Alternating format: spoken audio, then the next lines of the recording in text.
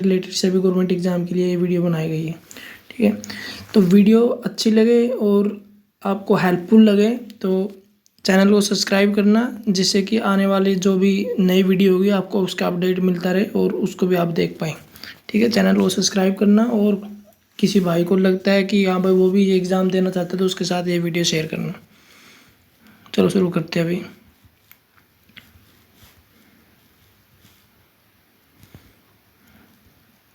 Safety symbol, सुरक्षा चिन्ह। ठीक है, सुरक्षा चिन्ह 4 भागों में बांटा गया है, इसको 4 कैटेगरी में बांटा गया है। तो या हम ऐसे बोल सकते हैं कि सुरक्षा ये सेफ्टी सिंबल 4 होते हैं। ठीक है, नंबर 1 प्रोहिबिशन चिन्ह, जिसे निषेधात्मक बोलते हैं। ठीक है, आगे ये कुछ एग्जाम्पल भी दिया गया है कि कैसा होता है। नंबर 2 पे वार्निंग सिंबल, चेतावनी चिन्ह। ये चेतावनी चिन्ह के आगे समझाएंगे, अभी मैं सिर्फ ये बता रहा हूँ कि कौन कौन से होते हैं। ठीक है, नंबर 3 है मैंडेटरी साइन, या जिसे आवश्यक चिन्ह भी बोलते हैं। ठीक है, और 4th है सूचना चिन्ह, इंफॉर्मेशन साइंस। ठीक है, अब इन चारों को एक करके समझते हैं क्या क्या दिया है इसमें और क्या क्या ये होती है और कैसे कैसे एग्जाम में आएंगे। नंबर 1 पढ़ते हैं, प्रोहिबिशन चिन्ह, निषेधात्मक। यह ये बताता है कि यहाँ पर किसी चीज़ को करना वर्जित है। ठीक है, जहाँ पे ये निशान लगा होगा तो वहाँ पे उस साइन से समझ लेना कि यहाँ किस चीज़ के लिए मना किया गया, कि कौन सी चीज़ यहाँ पे नहीं करनी है। जैसे कंपनियों में या कहीं भी हम रेलवे पे जाते हैं, रेलवे स्टेशन पे जाते हैं, बस स्टैंड पे जाते हैं, वहाँ पे ये निशान लगा होगा। मैंने अपने हाथों से बनाने की कोशिश भी करी है और इसको PDF के तौर पे भी आपको दिखा दिया जाएगा। ये नो स्मोकिंग का चिन्ह है, बीच में सिगरेट जलती हुई है और इसका बॉर्डर लगा के बीच में से क्रॉस किया गया है। इसमें पढ़ते हैं इसमें क्या क्या होता है चिन्ह में। इसका बॉर्डर और क्रॉस बार होता है वो रेड कलर का होता है, गोलाकार आकृति में। इसकी जो आकृति होती है वो गोलाकार होती है और चित्र होता है वो काले रंग का होता है। दोबारा से देखिए, जो इसका बॉर्डर होता है चारों तरफ मैंने जो बना रखा है रेड पेन से, ठीक है, वो रेड कलर का होता है। और जो बीच में क्रॉस बार लगा हुआ है ये भी रेड कलर का होता है। और जो आकृति होती है जैसा कि आप देख सकते हैं वो ब्लैक ही होती है। मैंने ब्लैक पेन से बनाने की कोशिश की है। और इसका जो बैकग्राउंड होता है वो वाइट कलर का होता है। आपको पढ़ के जाना है, ये इसमें से क्वेश्चन पक्का बन जाता है। आपने देखा भी होगा, प्रीवियस क्वेश्चन में करवाऊँ भी गा, जिसको आपको पता भी चल जाएगा प्रीवियस क्वेश्चन में बार बार ये चीज़ें पूछी गई है। एग्जाम्पल दिया गया जैसे पैदल यात्रा, कहीं पे भी हमें पैदल यात्रा नहीं करनी है, क्योंकि हाईवे जहाँ पे होता है उस पर लिखा होता है अलग से, जो पैदल चलने के अलग से वे बनाया होता है उसी पे ही पैदल चलना होता है, बीच में उसमें पैदल नहीं चल सकते।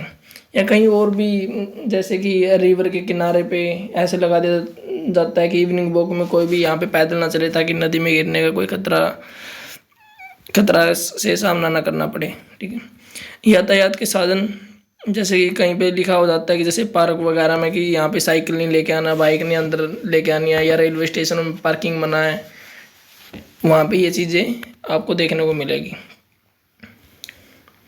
प्रश्न देखते हैं, प्रश्न कैसे आता है इसे निषेधात्मक से। पहले तो ऐसे ही पूछ लिया जाएगा कि निषेधात्मक चिन्ह का चित्र किस रंग का होता है। तो चित्र, हमें बॉर्डर नहीं देखना, बैकग्राउंड नहीं देखना, चित्र का मतलब है कि ये उस चित्र, हमें उस साइन से क्या पता चल रहा है। जैसे कि इसमें चित्र क्या है, ये जलती हुई सिगरेट है। जो ऊपर का बॉर्डर और क्रॉस बार है वो तो ये दिखा रहा है कि इस चित्र में दी गई आकृति है वो हमें नहीं फॉलो करनी है, उसको वर्जित किया गया है। ठीक है, तो यहाँ हम चित्र समझ गए ना, चित्र कौन सा है, तो वो काले रंग का होता है। प्रश्न दोबारा से पढ़ेंगे, निषेधात्मक चिन्ह का चित्र किस रंग का होता है, तो काले रंग का होता है ये।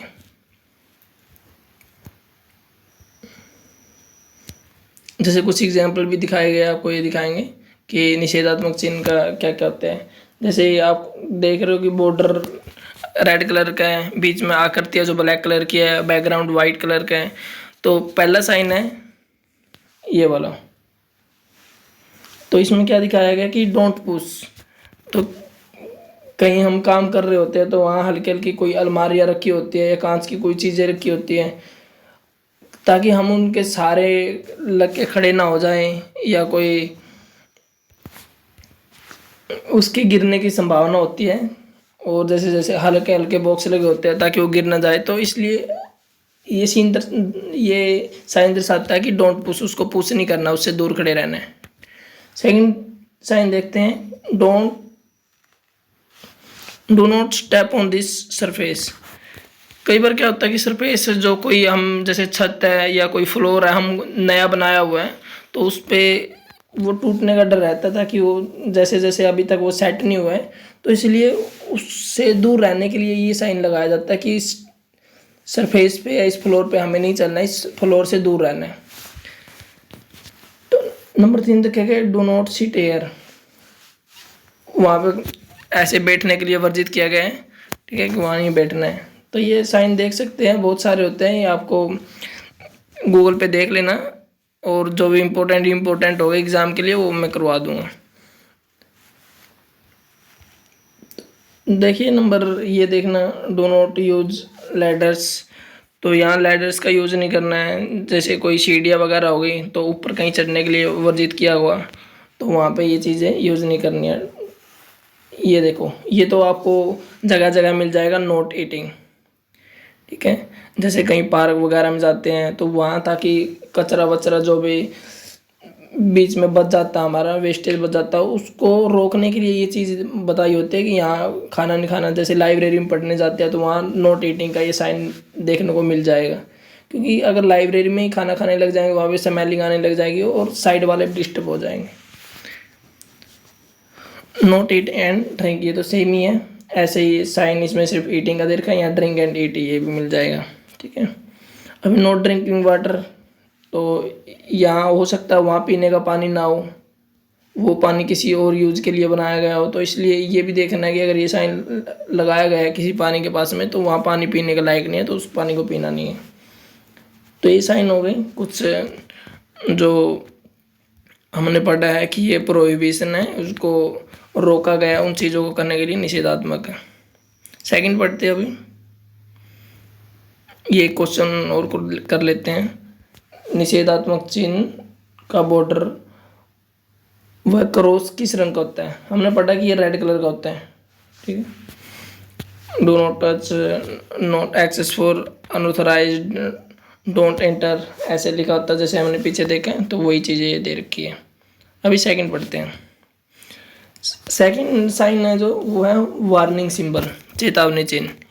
ये बहुत इंपॉर्टेंट है, इसमें से बार बार क्वेश्चन पूछे गए वार्निंग सिंबल से। वैसे तो चारों इंपॉर्टेंट है, आपको ध्यान रखना है, इसमें से कोई भी पूछ लेता है, लेकिन ये वेरी इंपॉर्टेंट इसलिए लिखा गया है क्योंकि इसमें प्रीवियस पेपर में से कई बार आया हुआ क्वेश्चन। ये बताता है कि यहाँ पर किसी चीज़ को लेकर सावधान रहना है। आपको जहाँ पे ये सिंबल मिले तो आपको ये बताया जाता है कि आपको यहाँ पर सावधान रहने की ज़रूरत है। अगर सावधान नहीं रहोगे आपको नुकसान हो जाएगा उस चीज़ को, या प्रॉपर्टी को कोई नुकसान हो जाएगा, जो भी कोई भी थिंग्स वहाँ पे है, मटेरियल वहाँ पे है। अभी इसको पढ़ लेते हैं कि चिन्ह कैसा होता है, इसका बॉर्डर कैसा होता है, और क्या क्या इसमें चीज़ें होती हैं। ये थोड़ा लंबा भी पड़ेगा क्योंकि इसमें बार बार क्वेश्चन आया, तो हम इसको थोड़ा डिटेल में करेंगे। पहले इसको दिखा देते हैं वार्निंग सिंबल कैसा होता है। ये देखो, ये वार्निंग सिंबल है। इसका बॉर्डर तो ज़्यादा नहीं पूछा जाएगा। इसका बैकग्राउंड याद रखना कि बैकग्राउंड येलो कलर का होता है, और जो इसका आकृति है वो ब्लैक कलर की होती है। सॉरी, आकृति है जो उसकी ट्रायंगल शेप की होती है, और जो भी इसका चित्र है वो ब्लैक कलर का होता है। अभी यहाँ से पढ़ेंगे, देख लिया आपने, तो बैकग्राउंड देख लिया येलो कलर का होता है, सिंबल हो गया ब्लैक, जो चित्र होता है उसका वो ब्लैक कलर का होता है। सेफ आकृति कैसी होती है? ट्रायंगल। ये मैंने बनाई भी है, यहाँ पे कोशिश की है थोड़ी सी, जैसे मेरे से बन पाई है। ये इलेक्ट्रिक शॉक का वार्निंग सिंबल है।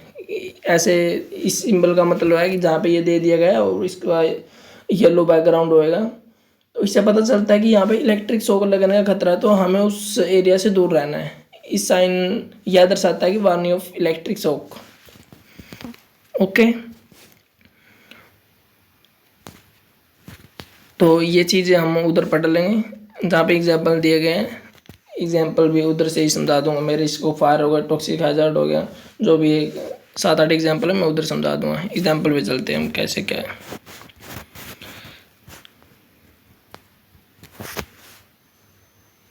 ये हो गया बायोलॉजिकल हैजार्ड। पहले इसको सिंपल को दोबारा से समझ लो। इसकी जो भी है ये वार्निंग साइन के नाम से जाना जाता है, सेकंड साइन, ठीक है। इसका बैकग्राउंड येलो कलर का हो गया, इसके जो आकृति है वो ब्लैक कलर आकृति है, जो इसकी ट्रायंगल शेप होगी, और जो इसका चित्र है वो ब्लैक कलर का होगा। इम्पोर्टेंट करवाता हूँ यहाँ से। जैसे सेकंड है, ये इम्पोर्टेंट है, आयनाइजिंग रेडिएशन, आयोनाइजिंग रेडिएशन। तो इससे क्या पता चलता है, जैसे कि इसको मतलब इससे ये पता चलता है वहाँ पे कोई भी रेडिएशन है, जैसे कि वेव्स वगैरह है, उससे खतरा है और उसे चेतावनी है। कहीं भी कंपनियां होती है उसमें ये रेडिएशन फैलने का, ताकि कोई भी व्यक्ति है उसको एलर्जी हो रही है किसी भी रेडिएशन से, तो उसके लिए ये सिंपल है। ये पॉइजन है, ये आप कोई भी वो लेके आएंगे, जैसे खेत वगैरह की दवाई लेके आते हैं, उसकी हर एक बोतल पे ये साइन लगा होता है कि पॉइजन, इससे चेतावनी, इससे do not drink and it's danger for our health और लाइफ। ओके, ये पढ़ लिया हमने। अभी ये नॉन आयनाइजिंग रेडिएशन, ये भी सेम ऐसा ही है। इसका चित्र भी याद रखना है, ये सीधा चित्र आ जाएगा कि ये सिंबल है जो आकृति है ये किस चीज़ की है। तो हमें ये नाम देना पड़ेगा कि ये आयोनिक रेडिएशन की है। क्वेश्चन भी करवाएंगे इसके ऊपर, आप तब अच्छे से समझ पाओगे।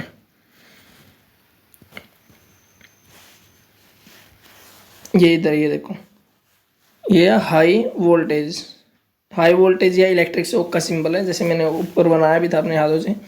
तो ये चेतावनी का सिंबल है। जैसे कहीं वायर इतनी हाई वोल्टेज की लगी हुई है तो वहाँ पे ये साइन लगा होगा कि इससे दूर रहना, यहाँ हाई वोल्टेज है, अगर आप इसके पास में आओगे तो आपको करंट लग सकता है। आपको चेतावनी दी जा रही है, अगर आप उन चेतावनियों को फॉलो नहीं करोगे तो आपको सीधी सी बात है करंट पकड़ लेगी, या जो भी उसका डेंजर्स के लिए वहाँ चेतावनी दी गई तो आप उसका शिकार हो जाओगे। ये है लेजर हैजार्ड, लेजर का खतरा, ठीक है। लेजर बीन भी बोलते हैं इसको। तो इसका भी ध्यान रखना, ये भी चेतावनी में आता है, चेतावनी साइंस है। केमिकल वेपन, जहाँ पे जैसे लैब वगैरह होती है वहाँ पे इस चित्र का यूज किया जाता है, ठीक है। केमिकल एक जैसे हथियार हो गया, मतलब कोई भी केमिकल आपस में रिएक्शन करके विस्फोट कर सकते हैं। तो वो चीज़ें ये केमिकल वेपन, मतलब केमिकल से जहाँ पे ये चीज़ें रखी गई है वहाँ पे इस चित्र को समझ लेना है कि क्यों लगाया गया है, तो उनसे हमें दूर रहना है। हाई वोल्टेज ओवरहेड, जैसे हम गली वगैरह अपने घर पे देखते हैं तो गलियों से क्या होता है, ऊपर वायर गई हुई होती है हमारी इलेक्ट्रिकल जो घरों में आती है, तो उस पर ये होता है कि वहाँ पे कितनी वोल्टेज की वो वायर से, अगर हाई वोल्टेज है मतलब जितनी ज़्यादा हाई वोल्टेज होगी उतनी दूर से वो कैच करेगी और उतनी ज़्यादा अपना इलेक्ट्रिक का खतरा रहता है। तो हमें ये चीज़ देख लेनी है। सिंपल हमें तो अभी मतलब अपने डेली लाइफ से कम रिलेट करके हमें ध्यान रखना है कि ये सिंबल भी ऐसे कैसे आ सकते हैं, और ये हाई वोल्टेज ओवरहेड है।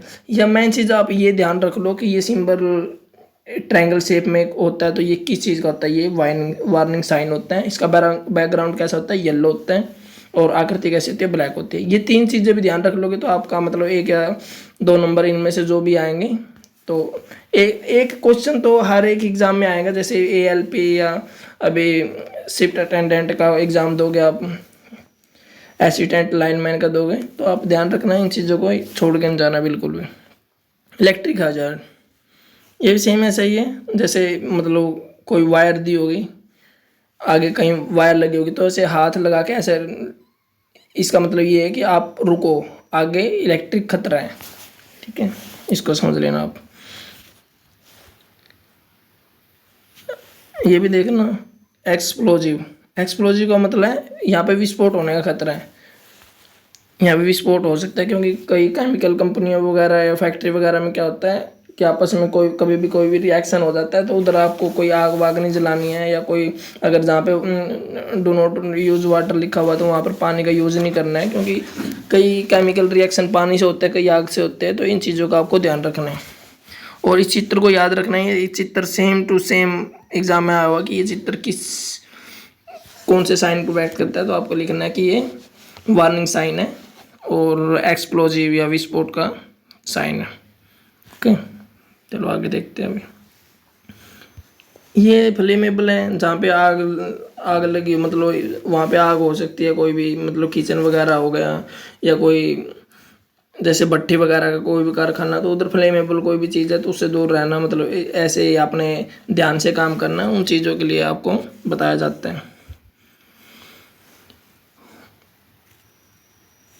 और जैसे ये पढ़ लो आप फोर्कलिफ्ट ट्रक, जहाँ पे ये इन चीज़ों से कोई भी बॉक्स इधर उधर किया जाता है तो आप इनसे थोड़ा सा बच के रहे और इधर उधर अपना जहाँ भी चले तो ध्यान से चलें। इन चीज़ों का मतलब वहाँ पे ये चीज़ें हो रही है, जैसे ये ट्रंक दिखा दिया, गाड़ी से दिखा दिया और लिफ्ट करके इधर उधर कोई चीज़ लेके जाते हैं, तो ये चीज़ वहाँ पे होगी। आपको उनसे ध्यान रखना है कि आपको कोई हार्म ना पहुँचे उनसे, और अपने काम करते रहना उस टाइम पे। ऐसे ही जैसे ये सस्पेंडेड लोड, जैसे आपके ओवरहेड पे कोई लोड टंगा हुआ है तो आपको ये दर्शाया गया, क्योंकि कोई भी व्यक्ति होता है, कोई भी आदमी होता है, उधर काम कर रहा होता है तो उनको ऊपर ध्यान नहीं जाता कई बार। तो ये साइन से पता चल रहा है कि आपके ऊपर कोई वेट है, तो आपको या तो ध्यान से काम करना है, एक साइड हो गया काम करना, ताकि अगर बाई चांस अगर इसमें कोई दिक्कत आती है तो ये कोई सामान वामान आपके सिर पे ना गिर जाए। अगर गिर गया ना तो सीधी मौत निश्चित है, फिर कोई नहीं बचा सकता। तो उन चीज़ों दुर्घटनाओं से बचने के लिए ये साइन दिए गए हैं। अब उम्मीद करता हूँ ये जो वार्निंग साइन आपको समझ में आ गया होगा, और जो भी ये चीज़ें समझाई है ये सीधे सीधे क्वेश्चन में आ जाते हैं, तो इनको नहीं छोड़ना है। 3 चीज़ें तो बिल्कुल भी नहीं छोड़ना है। बैकग्राउंड शेप, ट्रायंगल शेप किस दी गई है तो ये कौन से साइन को इंडिकेट करती है, तो ये वार्निंग साइन है, और इसकी आकृति जो ब्लैक होती है। बाकी कुछ क्वेश्चन करवाएंगे तो उसमें भी क्लियर हो जाएगा आपको। अभी आगे बढ़ते हैं। मैंडेटरी साइन, ये आवश्यक चिन्ह है। यह ये बताता है कि इसको करना आवश्यक है, ये करना ही करना है। कोई भी काम करना है उसको करने से पहले ये चीज़ पहले आपको यूज़ करनी है, उसके बाद ही किसी काम पे जाना आपको। जैसे कि कोई वेल्डिंग वाला है तो वेल्डिंग के काम को शुरू करने से पहले आपको ये ध्यान रखना है कि आपको चश्मे लगाना है। अगर आप चश्मे नहीं लगाओगे तो आप आंखों में छींटे जाएंगे, आप वेल्डिंग कर ही नहीं पाओगे। अगर ये चीज़ आप 3 नंबर जो मैंडेटरी साइन है और इनमें दी गई जो बातें हैं उनको फॉलो नहीं करोगे तो you don't able to do work properly.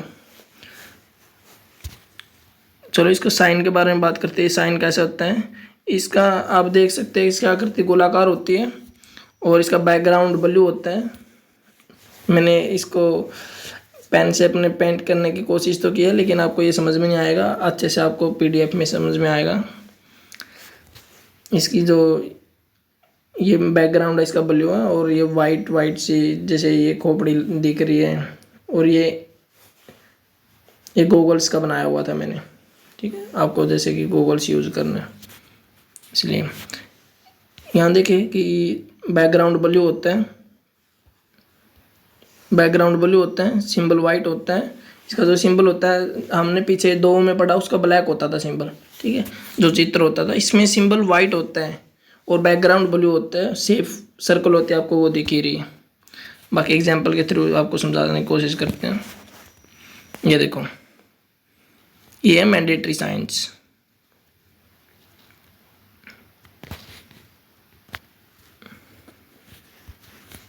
ये हाई विजिबल जैकेट, ये सेफ्टी के लिए होती है। हैंड प्रोटेक्शन, हमें ग्लव्स पहन के जो भी इलेक्ट्रिक काम करना है, कोई भी काम करना है तो ग्लव्स पहन के ही करना है। फुट प्रोटेक्शन, हमें लैब में या इलेक्ट्रिक फील्ड में जाना, कोई भी काम करने तो हमें जूते तो ज़रूरी पहनना है। अगर जूते नहीं पहनेंगे तो शॉक लगने का खतरा रहेगा, करंट लगने का खतरा रहेगा। अगर करंट लग जाएगा तो फिर हमारे लिए और हमारी फैमिली के लिए बहुत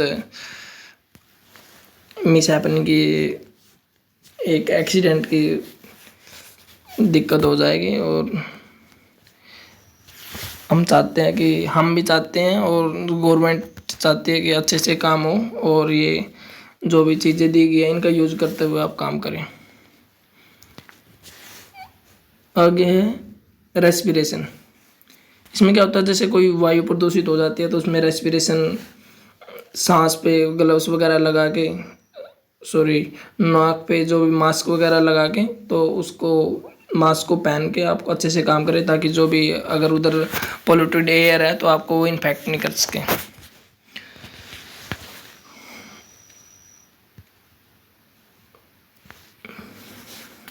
ये डस्ट मास्क हो गया, ये रेस्पिरेशन के लिए, अगर कोई सांस लेने में कोई प्रॉब्लम है तो उसके लिए डस्ट मास्क है। मतलब अगर कभी कभी होती है ये डस्ट, जैसे काम करते वक्त कोई धूल मिट्टी वगैरह उठ रही है तो वहाँ डस्ट मास्क यूज़ कर लेना चाहिए, ताकि आपको काम करने में दिक्कत ना हो और आपकी हेल्थ अच्छी बनी रहे। यह है ear plug and goggles. Goggles मतलब चश्मे लगाए काम करना है, कोई भी काम करना है, जैसे जहाँ पे लाइट ज़्यादा आंखों पे इफेक्ट कर रही है, या जहाँ पे बहुत ज़्यादा शोर है, मशीनें वगैरह चल रही है, मोटर वगैरह चल रही है, तो उनकी साउंड से हमारे ईयर्स पे कोई इफेक्ट ना हो, तो इसके लिए वो ईयर साउंड प्रोटेक्शन होती है, ताकि साउंड हमारे अंदर ना जाए। ये एक हेडफोन की तरह होता है, और इस अगर जब हम इसको कान पे लगा लेते हैं तो हमारे ईयर्स में हवा नहीं जाने देता, और हवा के साथ ही आवाज़ आती है, तो साउंड में थोड़ा सा अच्छा रहता है, और काम अच्छे से हम काम कर सकते हैं साउंड वाले एरिया में भी। तो हमें इसका यूज़ करना है। ये क्यों पढ़ा रहा हूँ मैं, ये ऐसे आएंगे कि मतलब ईयर प्लग एंड गोगल्स ऐसे आ गए, या ऐसे आ जाएगा कि हाफ मास्क रेस्पिरेशन, उसकी फ़ोटो के साथ में आ जाएगा ये किस साइन का सूचक है। तो ये हमें पढ़ाना है, कि हमें ये बताना है कि मैंडेटरी का है। हो सकता है कि एग्ज़ाम में ये कलर नहीं आए, लेकिन ये सीधा सीधा हमें आकृति और इसके ऐसे देख के या नाम देख के हमें बता देना कि ये किस साइन से रिलेट करते हैं। हाफ मास्क रेस्पिरेशन, हमें मतलब मास्क लगाना है पूरा, एक तो पूरा फेस मास्क हो गया, जैसे हेलमेट एंड फेस मास्क, ये शील्ड हो गया। ये हमें देखने को मिला है कोविड के फेज में, हमें पूरा जो ग्लास का फेस शील्ड लगा हुआ है ये यूज़ किया हुआ है, तो ये भी हमें यूज़ करना होता है। ये मैंडेटरी है, काम करने से पहले ये ज़रूरी चीज़ें करनी होती है हमें, ठीक है। डस्ट मास्क हो गया, ये पढ़ लिया। हेयर प्रोटेक्शन हो गया, ये भी यूज़ होता है कहीं भी, जैसे हम किचन में, जहाँ हम रेस्टोरेंट वगैरह में खाना खाने जाते हैं तो वहाँ देखते थे जो खाना बनाने वाले होते हैं वो हेयर प्रोटेक्शन का यूज़ करते हैं, ताकि खाने में हेयर के कोई भी पार्टिकल वगैरह ना गिरें। और ऐसे ही जैसे बायोमेट्रिक कंपनी वगैरह होती है, जो भी मोबाइल्स वगैरह की कंपनी होते हैं, उनमें छोटी छोटी पार्टिकल्स का ध्यान रखा जाता है, ताकि छोटा सा पार्टिकल भी गया तो वो पूरी डिवाइस को डैमेज कर सकता है, अनयूजुअल बना सकते हैं। तो इसलिए ये एक हेयर प्रोटेक्शन होता है, जाली टाइप होता है, वो सिर को जो भी बाल होते हैं उसको कवर कर लेते हैं। और इलेक्ट्रिक फील्ड में अगर हम इसका यूज़ देखें तो हेयर प्रोटेक्शन इसलिए ज़रूरी है, क्योंकि जब हम कोई भी काम करते हैं, मोटर वगैरह के पास जाते हैं, ताकि हम अगर झुक के देखें या मोटर में काम कर रहे हो तो हमारे बाल मशीनों में ना आए, ठीक है। मशीन में फंस के उसमें हमारी जान जाने का खतरा रहता है, तो इसलिए हमें हेयर प्रोटेक्शन की ज़रूरत रहती है। ये देखा आपने, एक बार फिर रिवाइज करवा देता हूँ। ये इसकी जो आकृति होती है वो गोल होती है, ठीक है। आप देख रहे हैं कि जैसे इसका चित्र है, इसका वाइट है, हेलमेट दिया हुआ, जैसे हेलमेट का चित्र है तो इसका हेलमेट वाइट दे दिया गया है, तो इसका चित्र वाइट है और इसका बैकग्राउंड ब्लू है, ठीक है। चलो आगे बढ़ते हैं। अभी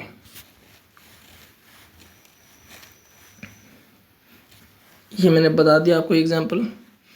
अभी फोर्थ आ गया सूचना चिन्ह, इंफॉर्मेशन, कि पानी की टंकी कहाँ पे है, पानी पीने का पानी कहाँ पे है, हॉस्पिटल कहाँ पे है। ये चीज़ें ये सूचना देती है कि कोई चीज़ कहाँ पे है। अगर कोई बंदा नया है किसी जगह पे, जैसे हम जाते हैं हॉस्पिटल में कोई भी ट्रीटमेंट करवाने जाते हैं, तो हमें नहीं पता होता कौन सी चीज़ कहाँ पे है, तो वहाँ पर देखते हैं कि ये डॉक्टर यहाँ पे बैठता है, या पानी की टंकी यहाँ पे है, यहाँ पे कैंटीन यहाँ पे है। कोई भी चाय वगैरह पीना चाहता है तो मतलब उसको साइन को देख के उसको फॉलो करते हुए कैंटीन में पहुंच सकते हैं। फायर एक्सटिंग्विशर कहाँ पे है, ठीक है। फर्स्ट एड बॉक्स कहाँ पे है, जैसे हम शुरू से पढ़ते हैं कि यह सूचना देने का काम करता है। जैसे first aid box, hospital, first aid box कहाँ पे है, हॉस्पिटल कहाँ पे है, पीने का पानी कहाँ पे है, जैसे पीने के पानी का डायरेक्शन दिए होती है उसमें। और फायर एक्सटिंग्विशर, कई बार जैसे आग लग जाती है तो हमें इमीडिएटली हमें पता नहीं चलता कि मतलब उसको कैसे बुझाए, तो उस साइन को फॉलो करते हुए हमें फायर एक्सटिंग्विशर तक पहुंच जाना और फायर एक्सटिंग्विशर का इमीडिएट यूज करके हमें आग को बुझाना है। ठीक है, तो इसलिए इसको सेफ्टी चैप्टर में इंक्लूड किया गया है और ये बहुत इम्पोर्टेंट है। जैसे कि हम देखते हैं कि रोड वगैरह के दाएं बाएं ऐसे साइन बना होता है कि आगे तीव्र मोड़ है, तो उसके ये भी एक सूचना दे रहा है कि आगे तीव्र मोड़ है, आप ध्यान से या सेफली गाड़ी चलाएं, ड्राइव सेफली। ठीक है, अब इसके चित्र की बात करते हैं। सेफ वर्गाकार या आयताकार होती है इसकी। ठीक है, बैकग्राउंड ग्रीन होता है और सिंबल वाइट होता है। अभी इसके एग्जांपल दिखाता हूँ आपको, ये देखो ऐसे इसकी जो शेप है इसकी रेक्टेंगल टाइप है और बैकग्राउंड है इसका ग्रीन है और जो इसका चित्र है वो वाइट कलर की है। आप देख सकते हैं कि इमरजेंसी एग्जिट, जैसे कई बार कोई भी हादसा हो जाता है तो हमें फील्ड से बाहर निकलना होता है, तो ये साइन देख के, क्योंकि इमरजेंसी के टाइम क्या पता लाइट वगैरह भी भाग जाए, तो ये ऐसी चीज़ के बने होते हैं। तो ये अगर थोड़ी सी लाइट में भी ये थोड़े चमकने लग जाते हैं और हमें पता चल जाता है कि इमरजेंसी एग्जिट कहाँ पे है। तो इनको फॉलो करते हुए हम जो भी एक्सीडेंटल एरिया उससे दूर चले जाते हैं, सेफ जोन में चले जाते हैं, तो इसलिए उनका यूज़ होता है। क्वेश्चन कैसे बनेंगे यहाँ से? क्वेश्चन ये बनेंगे कि जो इंफॉर्मेशन साइन है वो उसकी आकृति कैसी होती है? उसकी आकृति होती है स्क्वायर टाइप या रेक्टेंगल टाइप। ठीक है, और जो उसका बैकग्राउंड कलर होता है वो कैसा होता है? वो ग्रीन होता है और उसकी जो चित्र होता है वो किस कलर का होता है? वो वाइट होता है। ये तीन क्वेश्चन तो ये चारों के याद करने आपने, जो मैंने चार साइन बताए हैं। और हो सके तो मतलब ये भी याद कर लेना कि मतलब ये इमरजेंसी एग्जिट है ऐसे दे दिया तो ये किस चीज़ का, चित्र को भी थोड़ा थोड़ा अपने ध्यान में अपनी नज़र से निकाल लेना, ताकि अगर चित्र भी आ जाए तो आप उनको बता सकें कि चित्र किस कैटेगरी से है। ये भी सेम वैसे ही है, ये आपने देखा होगा प्लस का निशान, ये हॉस्पिटल का निशान होता है या फर्स्ट एड का निशान होता है कि फर्स्ट एड कहाँ पे अगर किसी को चोट लग जाती है तो उसका यूज़ करके उसको थोड़ा रिलैक्स महसूस कराया जा सकता है। डॉक्टर से आने से पहले जो भी एड दी जाती है फर्स्ट एड वो दी जा सके। ठीक है, इमरजेंसी टेलीफोन, कोई भी दिक्कत होती है तो मतलब उसको टेलीफोन के लिए, इमरजेंसी टेलीफोन के लिए ये साइन लगा होता है। ये असेंबली पॉइंट है, कहाँ पे असेंबली होती है, कोई भी मीटिंग वगैरह होती है या हमें कोई भी दुर्घटना होती है तो उससे बचने के लिए एक सेफ जोन बनाया होता है। उस सेफ जोन को इंडिकेट करने के लिए ये चीज़ लगाई होती है कि आप इसको फॉलो करते हो उसको सेफ जोन पे असेंबल हो जाए। ठीक है, ये हो गया, ये सूचना दे रहा है कि डॉक्टर कहाँ पे है। ये आई वाश स्टेशन, जैसे कोई भी केमिकल कंपनी में काम करता है या कोई भी इलेक्ट्रिकल जैसे धूल मिट्टी वगैरह या काम करते टाइम कोई भी छींटे वगैरह किसी चीज़ के आँख में चले जाते हैं तो वहाँ पे ये ऐसे लगा होता है कि यहाँ पे आई वाश स्टेशन, और यहाँ पे आप अपनी आँखों को साफ कर लें। फुहारा टाइप होता है उसमें, ताकि आँख में कोई ज़्यादा गीला भी ना होना पड़े और वहाँ पे आप आँख साफ कर सकते हो। सेफ्टी शावर, अगर कोई ऐसे मैं कंपनी से रिलेट इसलिए करके बता रहा हूँ क्योंकि मैं अपने कंपनी में काम कर चुका हूँ और वहाँ पे ये चीज़ें मैंने देखी है, ऑब्जर्व की है। और असेंबली हो गया या फर्स्ट एड बॉक्स हो गया और जैसे फायर एक्सटिंग्विशर हो गया, उनको यूज़ करके भी देखा और इनकी प्रैक्टिकल से मैंने ये चीज़ें सीखी हुई है। और सेम आप इलेक्ट्रिक फील्ड से रिलेट कर सकते हो, और रिलेट करके हम कोई चीज़ पढ़ेंगे तो हम एग्ज़ाम में इजीली उनको टैकल कर पाएंगे और अच्छे से याद करके उनको एग्ज़ाम में कम टाइम में उनको अच्छे से सोल्व कर पाएंगे और निशान लगा पाएंगे। ठीक है, तो यहाँ से हमारे क्वेश्चन बनते हैं और उम्मीद करता हूँ आप अगर यहाँ से याद करते हैं तो आपके नंबर कहीं भी कटने वाले नहीं हैं। तो अभी पढ़ते हैं विद्युत झटका। ये क्या होता है, कैसे लगता है, और मतलब किस रेंज तक ये हमारे लिए सेफ होता है, और कब ये हमारी बॉडी के लिए डेंजरस हो जाता है, ये पढ़ेंगे हम। Electric shock. पहले ये बताया गया कि मतलब 1 एम्पियर में 1000 मिली एम्पियर होते हैं, ठीक है। तो अभी पढ़ेंगे कि ये इफेक्ट ऑफ बॉडी पे कैसे कितने एम्पियर का करंट बॉडी पे इफेक्ट डालता है और कितना इफेक्ट डालते हैं। 1 मिली एम्पियर, 1 एम्पियर का 1000वां भाग, ऐसे याद करना आपको, ठीक है। 1 मिली एम्पियर अगर हमारी बॉडी के टच में आता है या हमें 1 मिली एम्पियर तक का करंट लगता है तो हमारी बॉडी पे ज़्यादा कोई प्रभाव नहीं पड़ेगा। हो सके तो हल्की सी झुंझुनाहट होए तो इससे कोई ज़्यादा डैमेज नहीं होएगा, कोई भी नुकसान नहीं होगा हमारी बॉडी को या हमें। ज़्यादा नहीं पढ़ना, यहाँ इम्पोर्टेंट पढ़ लेना है। जैसे कि 20 मिली एम्पियर से 50 मिली एम्पियर तक अगर हमें शॉक लगता है तो पेनफुल शॉक लगता है। उससे पहले 20 मिली एम्पियर से 50 मिली एम्पियर से पहले हमें ज़्यादा कोई शॉक नहीं लगता, और हमें शॉक लगता भी है तो मतलब नुकसान नहीं होता ज़्यादा। तो पहली स्टेज ऐसी है कि 20 मिली एम्पियर से 50 मिली एम्पियर में अगर हमारे टच में करंट आता है, पेनफुल शॉक लगता है, सांस लेने में भी तकलीफ़ हो भी सकती है, नहीं भी हो सकती है, और जान जाने का ज़्यादा खतरा नहीं रहता 50 मिली एम्पियर तक के करंट में, ठीक है। और 50 मिली एम्पियर से 100 मिली एम्पियर के करंट अगर हमारी बॉडी से गुजरती है तो उससे क्या होगा, एक्सट्रीमली शॉक लगेगा। ऐसा नहीं है शॉक लगेगा, बहुत तेज़ी से शॉक लगेगा।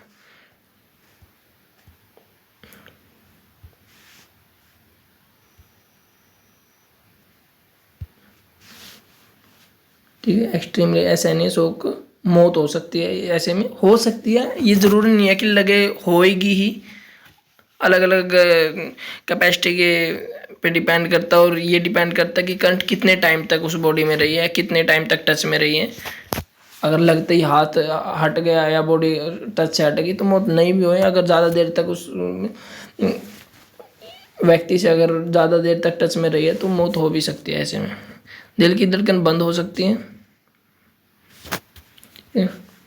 और अभी पढ़ेंगे 100 मिली एम्पियर से ज़्यादा अगर करंट हमारे टच में आते हैं, हमारी बॉडी के टच में आते हैं तो क्या होगा, शरीर जल जाता है। तो यहाँ से हमें याद रखना है कि 100 मिली एम्पियर से कम की जो करंट होती है वो ज़्यादा नुकसानदायी नहीं होती है। अगर 100 मिली एम्पियर से ज़्यादा करंट हमारे शरीर में प्रवेश करती है तो शरीर जल जाता है, नसें सिकुड़ जाती है और मृत्यु निश्चित है, मौत हो ही जाती है अगर इतनी करंट हमारे बॉडी के टच में आती है तो।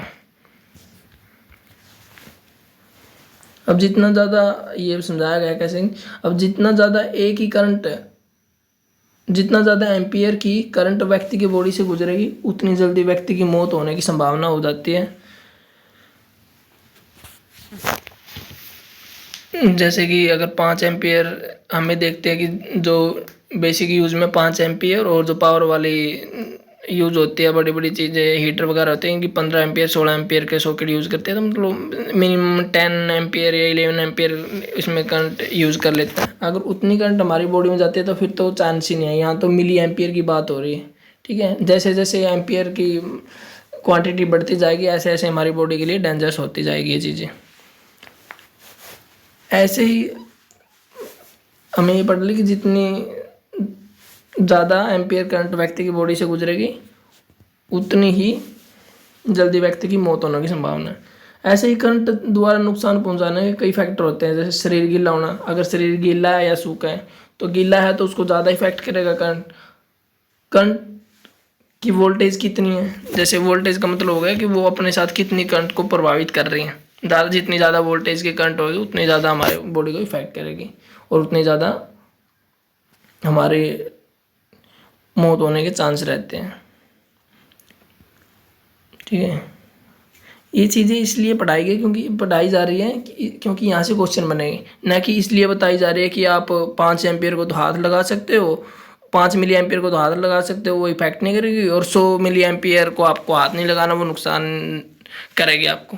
ये चीज़ें नुकसान तो करेगी, करंट के टच में आना ही क्यों है, लेकिन हमें ये पूछ लिया जाता है कि कितनी मिली एम्पियर की करंट से कम हमारी बॉडी में नुकसान नहीं होता, तो वहाँ ऑप्शन आ जाएगा 100 मिली एम्पियर से कम की बॉडी में हमारे मौत होने के चांस कम है, तो हम वहाँ टिक कर देंगे मिनिमम 100 मिली एम्पियर से कम की करंट।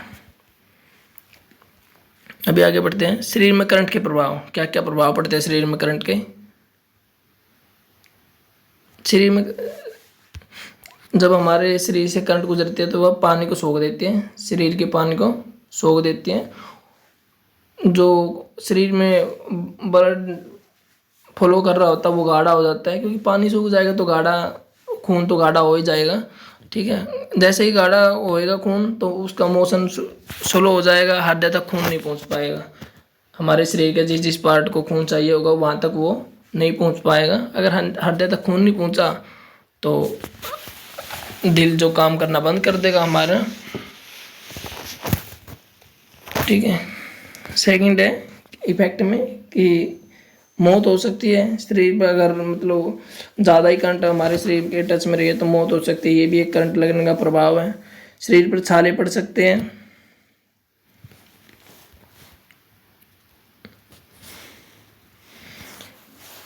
नंबर 5 है त्वचा मांस जल जाना, मांस जल जाती है करंट अगर हमें लगता है ज़्यादा एम्पीयर का करंट लगता है और ज़्यादा देर तक हमारे शरीर के टच में रहता है तो मांस जल जाता है शरीर का। लकवा मार जाना, ये भी एक इफेक्ट है करंट लगने का। सांस लेने में दिक्कत होना, सांस रुक रुक के आने लग जाती है। हृदय गति रुक जाना या धड़कनों का रुक जाना, ये भी एक ब्रीथिंग की प्रॉब्लम है। अगर हमें सांस नहीं आ रही है या हमारा धड़कनें रुक रुक के चल रही है या अच्छे से नहीं चल रही है, ठीक है। बेहोश हो जाना, करंट ज़्यादा लग जाता है बेहोश हो जाता है। बेहोश अगर बहुत ही ज़्यादा लग जाता है, बेहोश होने की भी स्टेज नहीं आती, वो सीधा मौत के घाट भी उतर जाता है। तो जितनी ज़्यादा, बार बार यही बताया जा रहा है, जितनी ज़्यादा एम्पियर की करंट होगी, जितनी ज़्यादा वोल्टेज की करंट होगी, उतना ज़्यादा ही हमारी बॉडी को डैमेज पहुँचेगा। नसें सिकुड़ जाती हैं, जैसे हमारी बॉडी का पानी सूखेगा और जो ब्लड है वो गाढ़ा हो जाएगा तो नसें सिकुड़ जाती है ऐसे में, ठीक है।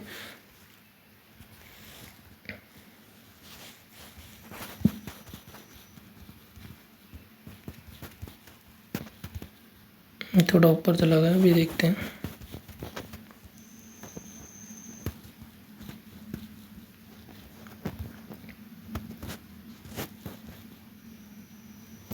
हाँ, यहाँ पे आ गए हम।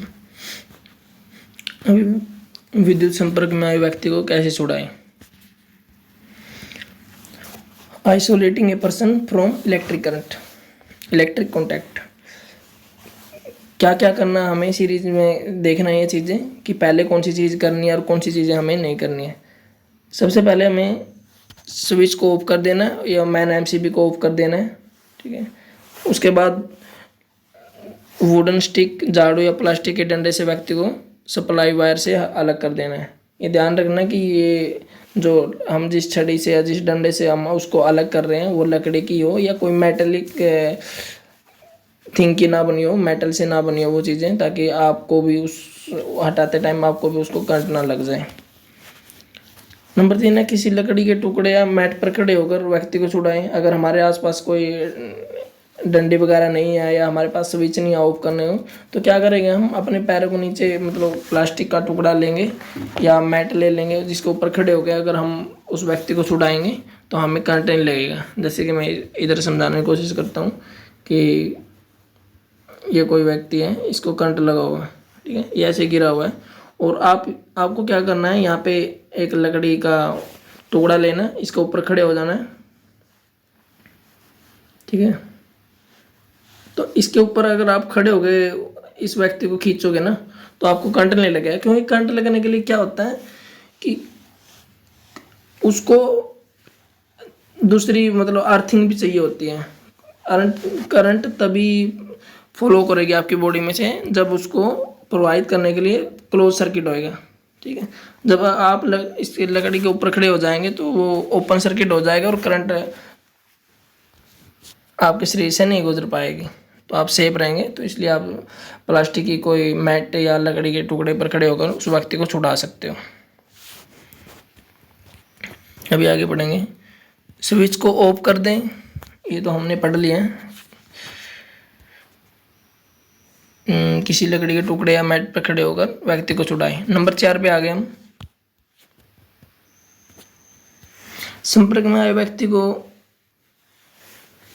छुड़ाते समय चोट ना लग जाए, यह भी ध्यान रखना है, क्योंकि जैसे हमने अभी बताया लास्ट में कि मैट पे खड़े होकर व्यक्ति को खींचना है, तो ये ध्यान रखना है कि व्यक्ति कितने ऊपर है, और अगर हम उसको खींचेंगे छूटते ही उसका सिर भी उस पर ज़मीन पे ना लग जाए, क्योंकि पता चले कि इलेक्ट्रिक करंट से उसको ज़्यादा नुकसान नहीं हो। अगर आप उसको छुड़ा रहे हो तो कहीं उसका सिर लग गया ईंट वीट पे, उससे मौत हो गई।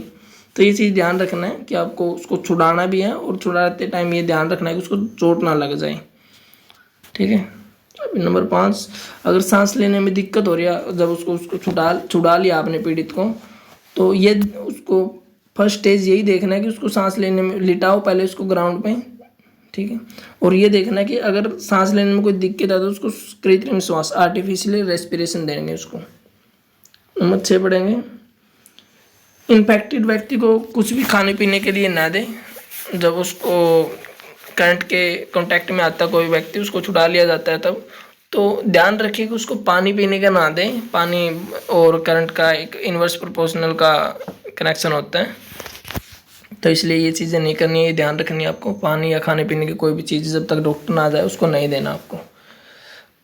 ठीक है। ये मरीज़ को ज़मीन पे तो स्टार्टिंग में लेटा देना है। तो उसके बाद ये देखना है कि उसको मुंह में गुटखा या नकली दांत हो, उसको बाहर निकाल देना है, ताकि उसको सांस लेने में कोई तकलीफ़ हो रही है तो वो ना होए, सांस ईजिली वो ले पाए। अगर आदमी के कपड़े जल रहे हैं, पता चल रहा है कि करंट के कांटेक्ट में आने में उसके आग लग गई उसके कपड़ों में, तो मेन स्विच बंद करके उसको कंबल को लपेट देना है, क्योंकि कंबल से क्या होगा, उसकी ऑक्सीजन कट जाएगी और उसकी आग को बुझा देगा कंबल। ठीक है। ये हमने पढ़ा इधर कि हम वैद्य संपर्क में आए व्यक्ति को कैसे छुड़ा सकते हैं। ठीक है। अभी आगे पढ़ेंगे वैद्य सुरक्षा के नियम।